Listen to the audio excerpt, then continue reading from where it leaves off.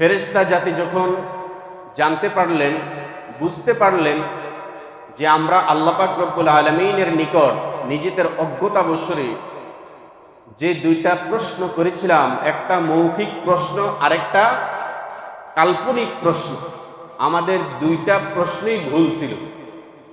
আল্লাহ পাক রব্বুল আলামিন তাদেরকে কাগজে কলমে বুঝিয়ে দিলেন, তোমরা যে দুইটা প্রশ্ন করেছিলে, তোমরা শ্রেষ্ঠ হওয়া এবং ইবাদতের জন্য তোমরাই যথেষ্ট। আল্লাহ বুঝিয়ে দিলেন যে না, তোমরা শ্রেষ্ঠ হওয়ার উপযুক্ত না, বরঞ্চ শ্রেষ্ঠ তো তারা হবে যারা গুনাহ করার মতো ক্ষমতা আছে এবং আল্লাহর ভয়ে গুনাহ থেকে নিজেকে হেফাজত করবে, তারাই শ্রেষ্ঠ হওয়ার উপযুক্ত। তো ফেরেশতাগণ বুঝলেন যে আসলে তো ঠিকই, আমাদের তো গুনাহ করার মতো কোনো ক্ষমতাই নেই। সুতরাং যারা গুনার পরিবেশে থাকবে, গুনাহ করার মতো ক্ষমতাও তাদের থাকবে, ওই জাতি যদি, ওই মাখলুক যদি আল্লাহর ভয়ে গুনাহ ছেড়ে দেয়, তাহলে সেই এক নম্বর হওয়ার উপযুক্ত, খলিফা হওয়ার উপযুক্ত। তখন ফেরেশতাগণ নিজেদের ভুল বুঝে আল্লাহ পাক রব্বুল আলামিনের সপ্তম আসমানে বাইতুল মামুর নামক যে ঘর আল্লাহ সৃষ্টি করেছেন ফেরেশতাদের তাওয়াফের জন্য, সেই ঘরের কাছে তারা গিয়ে আল্লাহর ঘরের তাওয়াফ করে আল্লাহর কাছে ক্ষমা চাইলেন। আল্লাহ পাক রব্বুল আলামিন তাদেরকে ক্ষমা করে দিলেন। এবার আল্লাহ পাক রব্বুল আলামিন বলেন, তোমাদেরকে তো আমি ক্ষমতা দান করছি, এরকম ক্ষমতা দান করছি, তোমরা জমিনের মধ্যে অবস্থান করতেছো, সেকেন্ডের মধ্যেই তোমরা প্রথম আসমানে চলে যেতে পারো। যেই প্রথম আসমানটা জমিন থেকে 500 বছরের রাস্তা, এরকম প্রথম আসমান থেকে দ্বিতীয় আসমানের দূরত্ব হলো 500 বছরের রাস্তা। কিন্তু তোমাদের ফেরেশতাদেরকে আমি আল্লাহ এত যোগ্য, এত ক্ষমতা দান করছি, সেকেন্ডের মধ্যেই তোমরা জমিন থেকে সপ্তম আসমানে পৌঁছতে পারো। এই জন্য তোমরা সপ্তম আসমানে এসে বাইতুল মামুর তাওয়াফ করলা। কিন্তু আমি যাদেরকে খলিফা বানাবো, ওয়াইদ ক্বালা রাব্বুকা লিল মালাইকাতি ইন্নী জাইলুন ফিল আরদি খলিফা, আল্লাহ বলেন যাদেরকে আমি খলিফা বানায়া জমিনের মধ্যে পাঠাবো, তারা তো সেকেন্ডের মধ্যে প্রথম আসমানে আসতে পারবে না, দ্বিতীয় আসমানে আসতে পারবে না, সপ্তম আসমানে এসে বাইতুল মামুর তাওয়াফ করতে পারবে না। সুতরাং হে ফেরেশতা, যাও তোমরা এই বাইতুল মামুরের নিচে সোজা জমিনে গিয়ে তাদের জন্য একটা ঘর বানাও। তারা গুনার পরিবেশে থাকবে এবং তাদের থেকে কখনো কখনো গুনাহ হয়ে যাবে।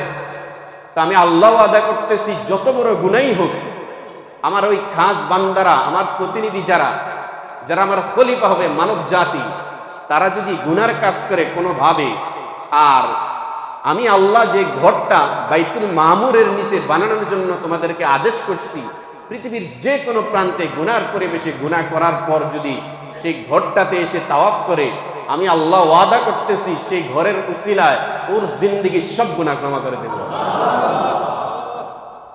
এই যে ঘরটা বানাইছেন আল্লাহর আদেশে, ফেরেশতাগণ জিবরাইল আলাইহিস সালামের নেতৃত্বে এসে ঠিক বাইতুল মামুরের নিচে যে ঘরটা বানাইছেন, এই ঘরটা যখন বানান, তখনও মানুষের ইতিহাস আছে, তখনও মানুষ দুনিয়াতে আসেননি। আদম আলাইহিস সালামকে সৃষ্টি করার 2000 বছর আগের ঘটনা এটা। আদম আলাইহিস সালাম তখনও জমিনে আসেননি। আদম আলাইহিস সালাম জমিনে আসার সৃষ্টির কত হাজার বছর আগের ঘটনা? 2000 বছর। আমেরিকা বলেন, ভারত বলেন, রাশিয়া বলেন, যত বড় বড় ঐতিহাসিক লোক আছে, আপনি সারা দুনিয়ার সমস্ত ঐতিহাসিক লোকের ইতিহাসের কিতাব পড়তে পড়তে আপনার জিন্দেগি শেষ হয়ে যাবে, কিন্তু মানুষ সৃষ্টির ইতিহাস আপনি কোথাও পাবেন না। পাবেন না।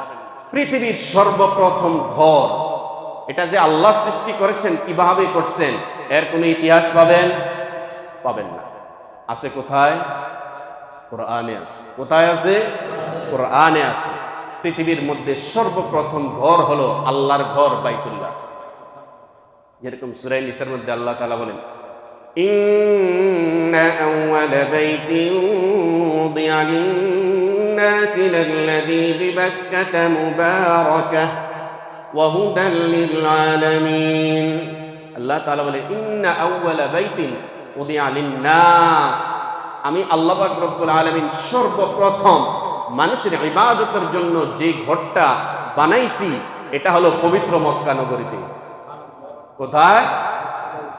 পবিত্র মক্কা নগরীতে। এই ঘরটা বসবাসের জন্য বানাইছেন না ইবাদতের জন্য বানাইছেন?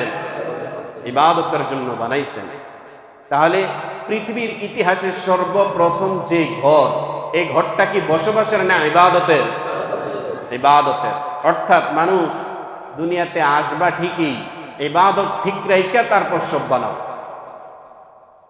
ঘর বাড়ি যা বানাও সব ইবাদত ঠিক রাইখা বানাও। 10 তলা বাড়ি বানাইলা 10টা, কিন্তু ইবাদতের জন্য ইবাদত করে বানাও নাই, সব 2 নম্বরই টাকা, সব 2 নম্বরই টাকা। হাজী সাহেবের 5টা বাড়ি আছে,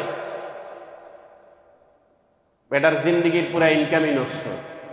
এরকম বাড়ির কোনো দরকার আছে? দরকার আছে? আপনি সাইকেল চালা, শিল্পপতি প্রাডো গাড়ি দিয়া চলে, ওর প্রাডো গাড়ির উপর আল্লাহ আনো,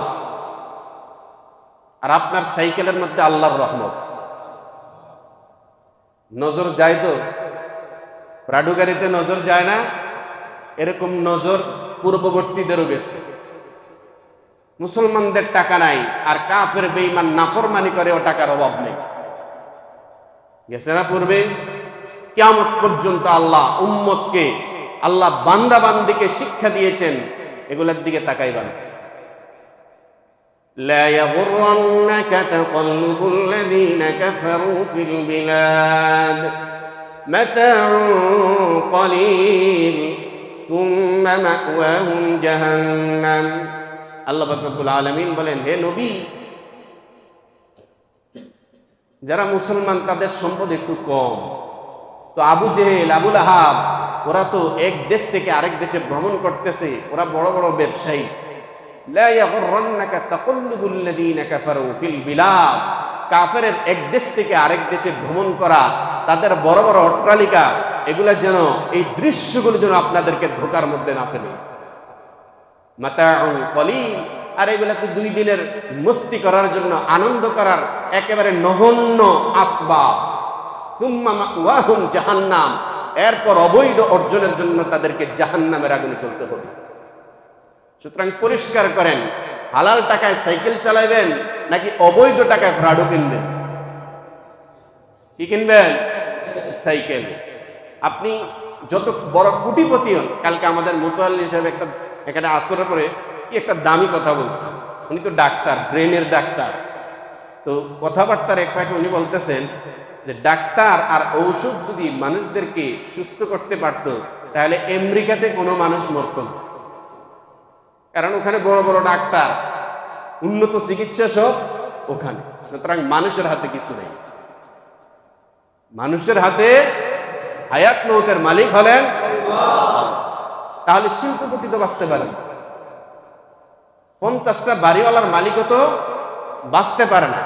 আমার হায়াত এটা তো একেবারেই সীমিত। এই সীমিত হায়াতকে আমি কাজে লাগানোর চেষ্টা করবো, আল্লাহ তৌফিক দান করুন।